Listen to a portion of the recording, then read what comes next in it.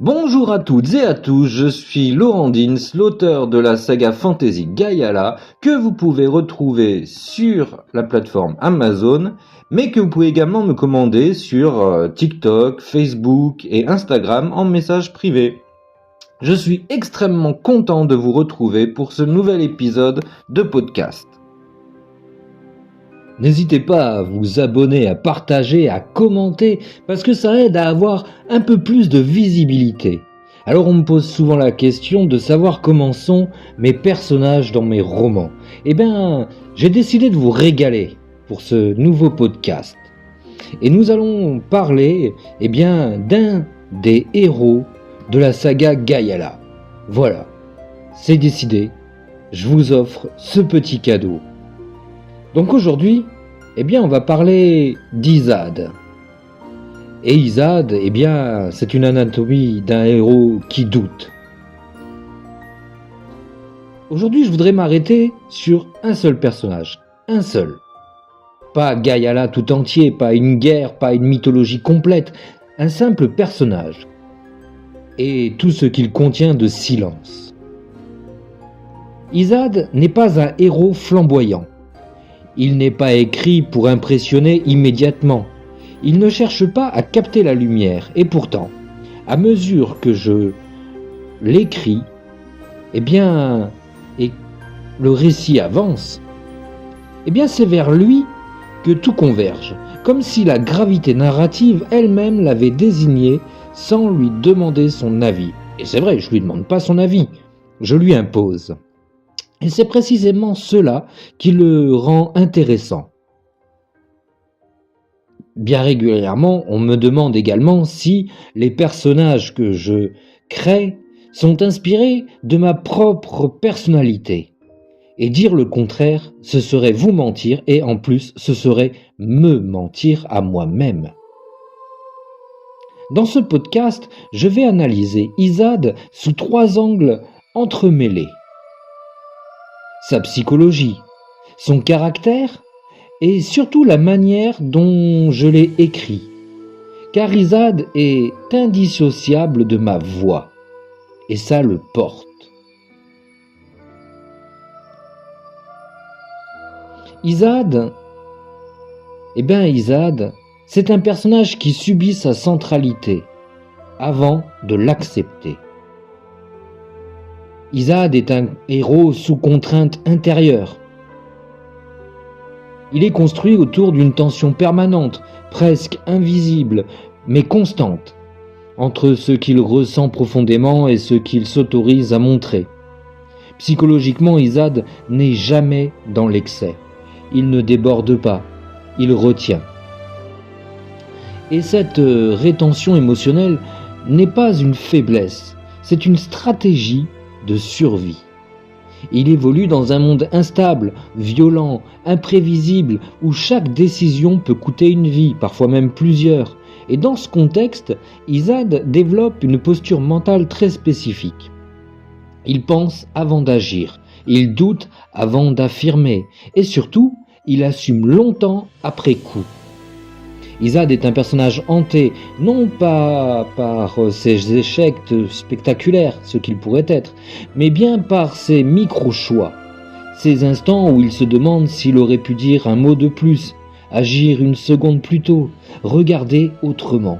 C'est un héros de l'après, après l'action, après la décision, après le silence. Ce qui ne veut pas dire qu'il ne s'intègre pas, qu'il ne se met pas en avant, ou qu'il ne se jette pas dans la bataille, bien au contraire. Mais il le fait avec une inconscience qui fait de lui presque un anti-héros. Et il a une responsabilité comme poids psychologique. Ce qui définit Izad plus que tout, c'est la responsabilité qu'il endosse sans jamais l'avoir demandé. Il ne se proclame pas leader, il ne revendique pas une autorité, mais naturellement les autres se tournent vers lui. Et ce regard des autres devient une charge mentale. Izad se sent responsable non seulement de ce qu'il fait, mais de ce que les autres font à partir de lui. S'ils le suivent, S'ils lui font confiance, alors chaque conséquence devient à ses yeux partiellement sienne. Il ne délègue pas facilement cette responsabilité, non par orgueil, mais parce qu'il estime, souvent à tort, que porter seul est plus juste que de partager un risque. C'est une psychologie profondément humaine, presque contemporaine, celle de quelqu'un qui accepte trop, qui encaisse trop, qui se tait trop longtemps. Mais est-ce que c'est pour protéger les autres? Est-ce que c'est par amour? Ou juste est-ce parce que c'est de l'inconscience?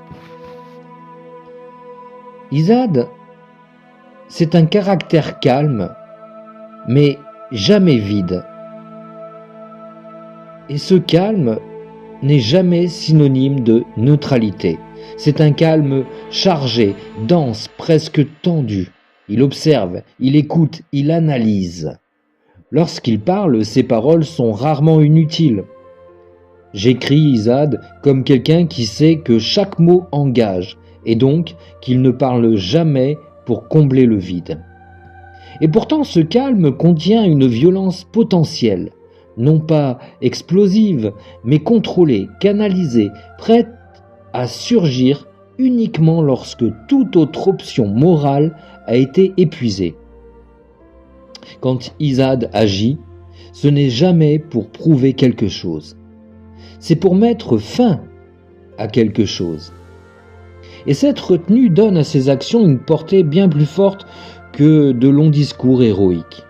Alors pardon si je l'ai créé ainsi. Ma façon d'écrire, c'est une écriture de silence. Et c'est ça que représente Izad.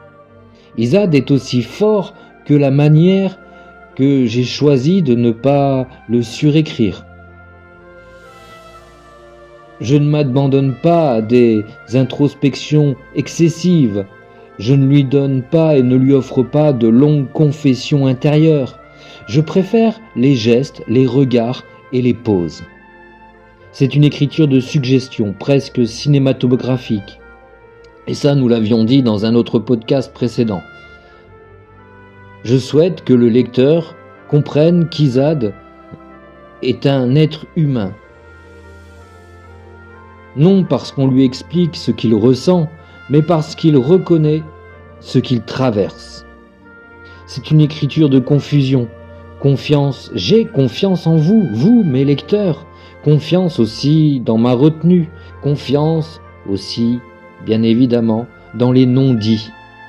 Et cette économie de mots renforce paradoxalement l'intensité émotionnelle. Enfin, c'est ce que je crois. Du moins, pas croire, mais c'est ce que je pense. Alors, quelle est la place d'Izad dans le groupe? C'est un point d'équilibre. Izad n'est pas le centre bruyant du groupe, il est le stabilisateur. Il absorbe les tensions, il tempère les excès, il tranche quand il le faut, sans chercher l'approbation. Ce qui est remarquable, c'est que les autres personnages semblent souvent voir en Izad ce qu'il ne voit pas encore lui-même. Et cette dissymétrie crée une dynamique puissante. Le héros est déjà là, mais il n'a pas encore accepté de l'être. Narrativement, c'est une montée lente, crédible, profondément ancrée dans le réel humain. Et c'est exactement ce que j'ai envie de vous faire comprendre et de vous faire ressentir. Il faut que le personnage soit lent et que vous appréciez et que vous appreniez à l'aimer. Donc Izad, oui, c'est un héros moderne, mais dans une époque. Et surtout, dans une épopée.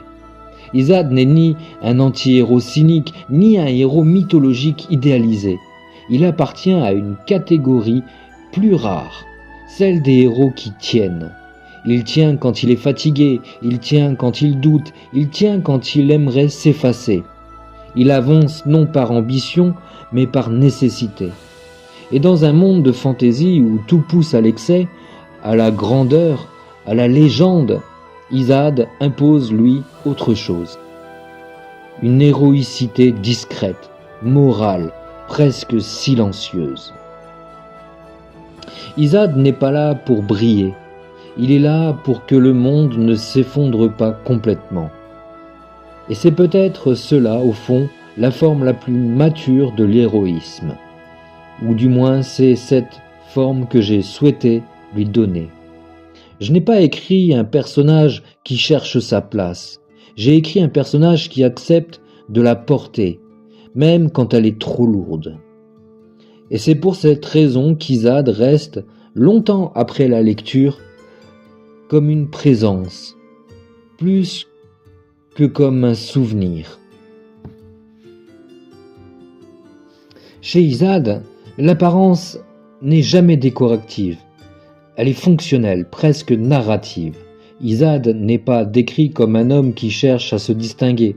Ses vêtements sont sobres, adaptés à la route, à la fatigue et à l'effort.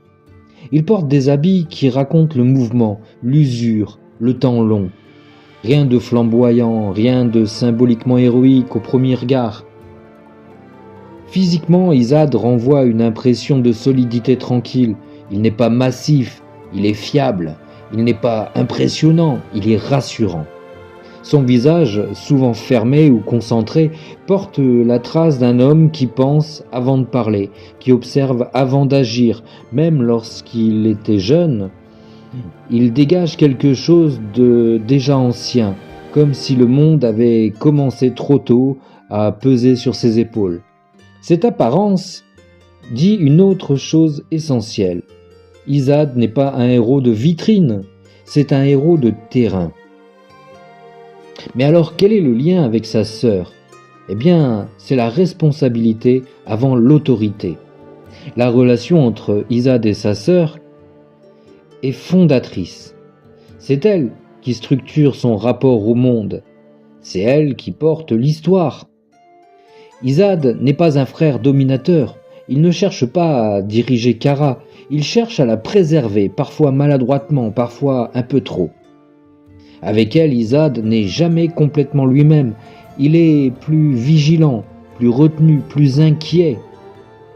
Il se sent responsable de sa sécurité, mais aussi de ses choix, comme si chaque décision qu'elle prend engageait indirectement sa propre conscience. Cette dynamique crée une tension permanente. Il veut protéger sans enfermer, guider sans imposer. Et ce qui est fort dans mon écriture, c'est que cette relation n'est jamais idéalisée. Il y a des silences, des incompréhensions, des moments où Izad n'a pas les bons mots, tout comme moi, parce que il fait partie de moi, c'est une partie de moi. Narrativement, Kara agit comme un miroir moral. Elle renvoie à Izad ses limites, ses peurs, mais aussi sa capacité à aimer sans condition. Et quand on parle d'amour, bien sûr, eh bien on pense instinctivement, presque immédiatement à Yoka. Parce que Yoka, eh bien c'est l'endroit où Izad baisse la garde. Avec Yoka, Izad change de posture. C'est plus la responsabilité qui domine, c'est la vulnérabilité. Yoka est l'un des rares personnages devant qui Izad n'a pas besoin de tenir. Il peut douter sans se justifier, hésiter sans se corriger immédiatement. Elle ne lui demande pas d'effort. Elle ne lui demande pas non plus d'être fort. Elle lui permet d'être juste vrai. Le lien entre eux repose sur quelque chose de très subtil, la confiance silencieuse. Ils n'ont pas besoin de se prouver quoi que ce soit. Yoka comprend Izad dans ses non-dits, dans ses regards, dans ses poses. Et Izad, de son côté, accepte son regard sans se sentir jugé. C'est une relation qui allège Izad. Pas parce qu'elle le détourne de ses responsabilités, mais parce qu'elle lui rappelle qu'il n'est pas qu'un pilier. Il est également un homme. Alors évidemment, cela crée un triangle émotionnel, sœur, amant, identité. Ce qui rend Izad profondément intéressant, c'est la tension entre ces deux liens. Avec sa sœur, il porte, avec Yoka, il respire. Et entre les deux, il apprend à se définir. Kara représente le passé, le sang, l'histoire commune, la promesse silencieuse de protection. Yoka, elle, représente le présent, le choix, l'intime, la possibilité d'un futur. Izad est constamment pris entre ces deux pôles. Et c'est là que se forge son identité, non pas dans les combats, mais dans la manière dont il équilibre l'amour et le devoir. Izad n'est pas un personnage qui se révèle par de grands discours, certes, mais il se révèle dans ses relations. Son apparence dit sa retenue, sa sœur révèle son sens du devoir, et Yoka révèle son humanité. Et c'est cet assemblage, corps, lien, silence, amour, qui fait d'Izad un personnage crédible, incarné et durable dans la mémoire de mes lecteurs. Alors bien sûr, ce podcast, il va falloir le clôturer. Et comment le clôturer en disant que Izad, c'est la force de rester humain. Izad n'est pas un héros que l'on admire de loin, c'est un héros que l'on reconnaît. Dans son apparence discrète, il porte la fatigue du monde. Dans son lien avec sa sœur, il incarne le devoir qui précède le choix. Dans sa relation avec Yoka, il révèle l'homme derrière la fonction, celui qui doute, qui aime et qui accepte enfin de ne pas tout porter seul. Izad ne gagne pas parce qu'il est plus fort, il tient parce qu'il est juste. Il avance sans certitude, mais avec une ligne morale claire, forgée non par les batailles, mais par les liens qu'il protège et par les silences qu'il respecte. Et c'est précisément cela qui le rend crédible, durable et profondément moderne, selon moi. À travers Izad, ce n'est pas seulement un personnage que j'ai écrit, c'est une manière de dire que l'héroïsme n'est pas une posture, mais une responsabilité intime, souvent lourde, parfois douloureuse, mais toujours humaine. Et lorsque le récit se referme, Izad ne laisse pas l'image d'un vainqueur. Il laisse celle d'un homme qui a tenu, quand il aurait été plus simple de fuir. Et parfois, selon moi, c'est exactement cela, être un héros. Vous me l'aviez demandé, je vous ai parlé d'Izad. C'était Laurent Dins, l'auteur de la saga fantasy Gaiala, et j'ai été extrêmement heureux de vous présenter ce nouveau podcast. Je vous souhaite une très belle journée et je vous dis à très vite.